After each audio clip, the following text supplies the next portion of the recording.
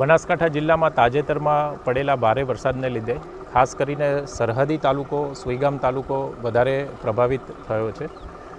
છેલ્લા 24 કલાકથી વરસાદ નોંધાયેલો નથી. આમ છતાં જે સુઈગામ હેડક્વાર્ટર તથા આસપાસના બરડવા જલોયા સહિતના જે 12 જેટલા ગામો છે તેમાં હાલમાં પણ 4 થી 7 ફૂટ જેટલા પાણી ભરાયેલા છે. જિલ્લા વહીવટીતંત્રની જે પ્રાથમિક પ્રાયોરિટી હતી એ તમામ ગામોમાં લોકોનો સંપર્ક કરી અને જે ફસાયેલા લોકો હતા તેમને રેસ્ક્યુ અને સ્થળાંતરિત કરવાનો હતો. હાલમાં તમામ જે ગામો છે એમનો સંપર્ક કરી લેવામાં આવ્યો છે.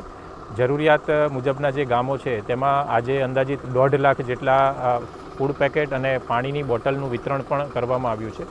આવતીકાલે પણ જિલ્લા કક્ષાએથી જરૂરી ફૂડ પેકેટ રાશન કીટ એ અહીંયા આગળ પહોંચતી કરવામાં આવશે.